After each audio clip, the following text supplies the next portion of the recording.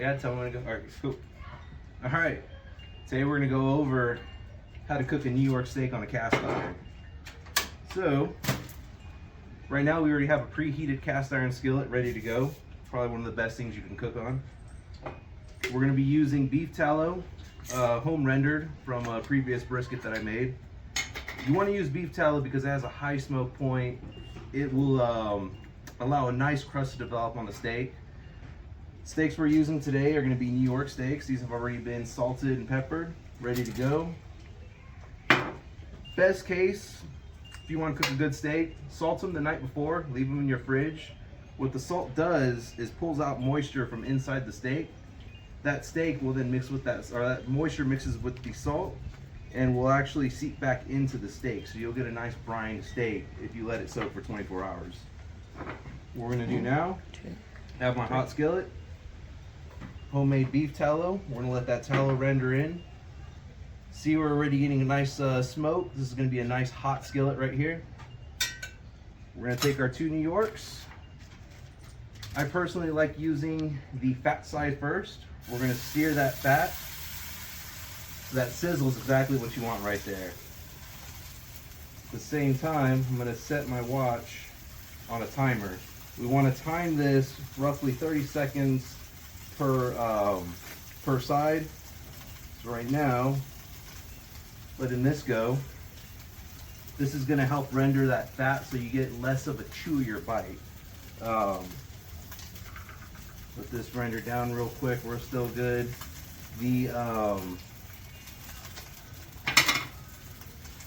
right here. This also releases a little bit of extra fat and flavor into the skillet itself. 30 seconds is good enough. We're gonna lay these flat down, press them down into the skillet to make sure you have that maximum contact. We're already getting a nice color on the side right here. That color is basically just everything rendering down, gives you your nice crust. So right now we're gonna let this go for about 20 more seconds or so. 2 methods you can use. A lot of people will say flip it once, 3 minutes per side. I personally am a bigger fan of the 30-second flip. That allows you to get a more even crust and less of a gray band. So right now, a little bit at a time. We're gonna flip this next one. We're going 30 more seconds on this. I find that if you do 3 minutes for each side, you get an increased gray band because you have more heat building up into the meat. 30 seconds is gonna give you enough time to get a crust without overcooking the inside. So right now we're about 5 more seconds to go on this. And I'm just gonna like constantly flip these just to keep a nice crust on them. On the side here, ready to go, we also have rosemary, fresh picked from the garden. This will be used to finish it, along with whole garlic. You wanna use it whole, because if not, it will burn on the skillet. I'm gonna flip this, and we're just slowly working on the crust on each side of these steaks. Let that press down. You have that nice sizzle, hands on high. Let that butter render through. And then a little bit as you're going about this. You want to let the steak rest when we're done. For time's sake, we're not going to, and I'll show you what happens when you don't let the steak rest. Right here we go, another flip. And you can see with each flip, we're getting better color on here. The steak is maintaining an even sear.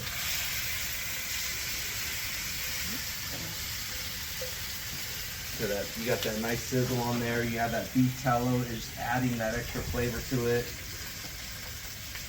We're about soon to approach the 3-minute mark on here. Like I said, we're just gonna keep flipping. Once we get to about the 5-minute mark, we're gonna go ahead and add our butter, our fresh rosemary, and our garlic. And that's gonna infuse some more flavor into this. As I said, constant slow flipping. You can see this fat starting to render out. Beautiful sound every time that hits. You could also go for a fill too. As you're moving your steak, you're gonna feel like it's gonna feel real loose at first. That's how you know it's still giving you that rare side. Once you start feeling your steak firm up, that's kind of a sign that you're starting to overcook it. As far as temperatures go, for these New Yorks, we're aiming for about a medium rare, about 130 degrees, 135 degrees inside. Very important to have a instant read thermal probe. Right now, we just hit 4 minutes. We're going to take a quick preview of what the temperature is on the inside. We're sitting at 110 degrees on that. We still have some time left on that. Let's get another flip. That crust is looking great on here.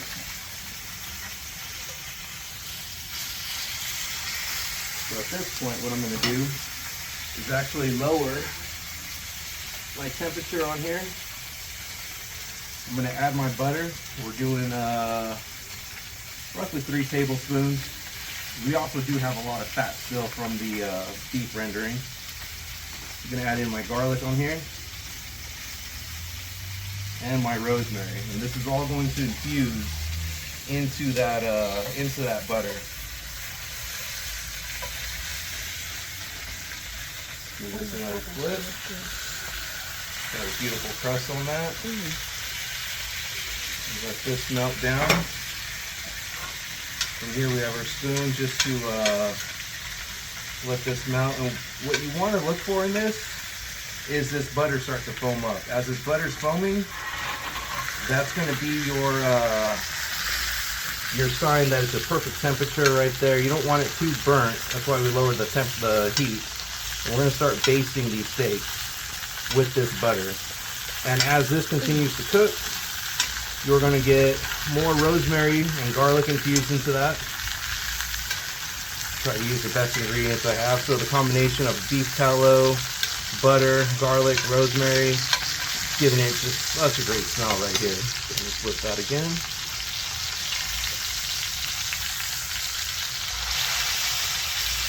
We're working with a beautiful crust on this.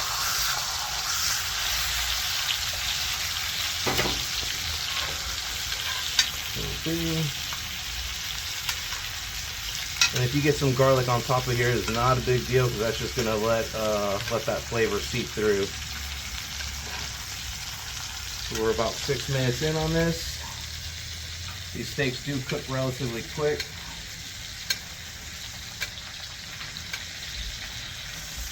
Right here, this is just absorbing all that butter and rosemary right there. Give it one more quick flip right there. We can start to feel these steaks firming up a bit. Tells us we're about the end of our cook. I'm going to go ahead and cut the heat on here. On this side.